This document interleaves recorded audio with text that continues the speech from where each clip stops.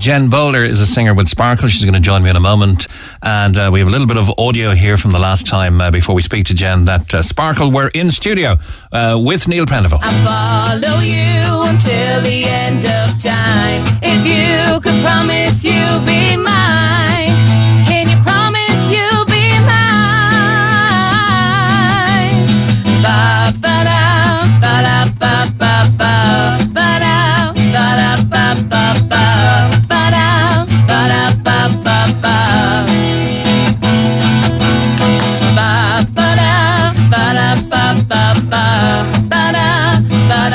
That's Jen Bowler and Sparkle, who were in studio a little while back with Neil Prendeville, and Jen joined us on the line. Good morning, Jen.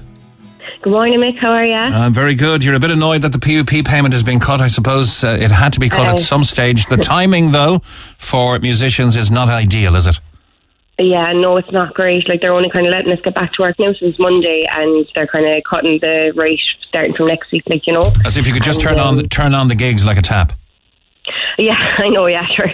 Make up for the last 19 months there overnight. So, yeah, it's just the timing isn't great. Like, you know, like, music is allowed since Monday, as I said there, but they're cutting all the payments by €50 starting from next week, like, you know, and I suppose €50 is an awful lot, like, when you're on a lower payment like that, like, you know. Yeah, but can I ask, and it's probably a question you may take a little umbrage with, how many musicians are going to come off the PUP and go back to full-time playing?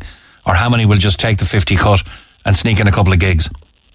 Well, I suppose a lot of people have had to kind of get other work, you know. They have kind of had to abandon, I suppose, music for the last 19 months anyway, you know, to try and keep a roof over their head and food on the table of mind the family, that kind of stuff, like, you know. So I think there will be a big change, I suppose, in the amount of musicians that are still able to gig full-time compared to what it was before the pandemic, you know.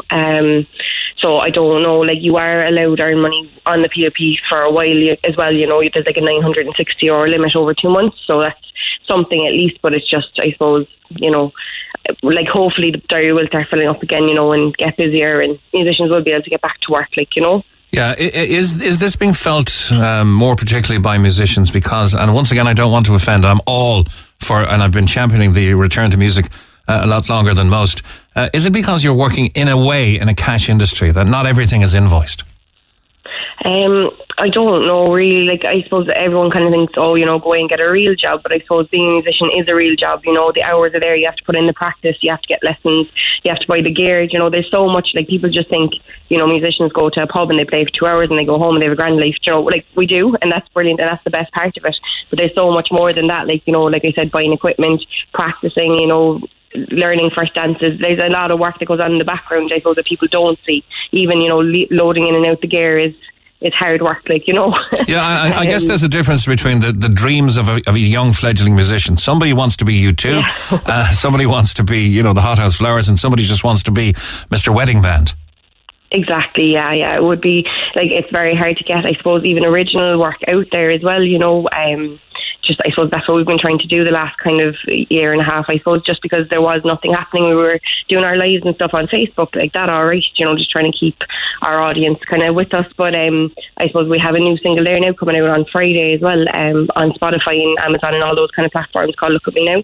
But I suppose it was just trying to keep our name out there while there was nothing happening, and hoping that, you know, the industry will go back to some sort of normality soon enough, you know. Yeah, I saw many musicians from here, from abroad, on Facebook, doing Facebook Live gigs, some very, very regular, every Friday or every Sunday or whatever, and taking donations to Patreon and that kind of thing. Is that something you guys resorted to? Yeah, so like at the start we were kind of doing charity gigs. We did a charity gig for the Cork Foundation in Cork. That was our first live. We had great crack with that, like, and we made a couple of €100 for them, so we were delighted with that.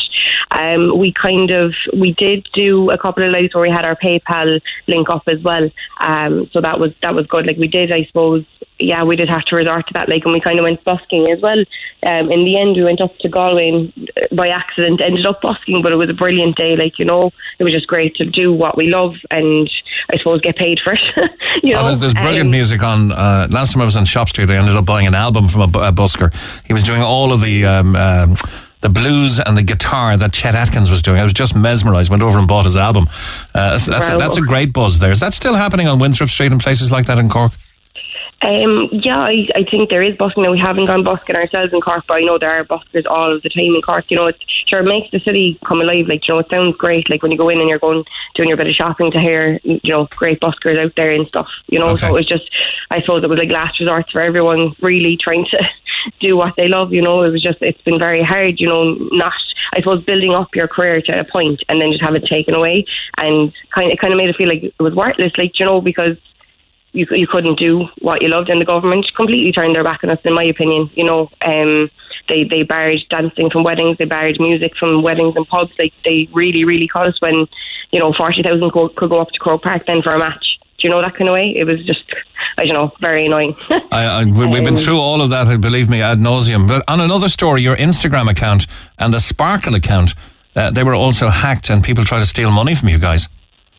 Yeah, Mick, don't even go there now. I'm so annoyed. Yesterday, my friend sent me a picture of my profile picture on Facebook, and it was after being changed to like foreign writing. I think it was Arab or something. And then within seconds, my whole Facebook crashed and it was gone. I couldn't log in. And I'd get over my personal account, but it's the Sparkle Facebook and Instagram pages are now gone, and I can't get into them. And in my Revolut there now as well, there's been attempts to take out cash from my account.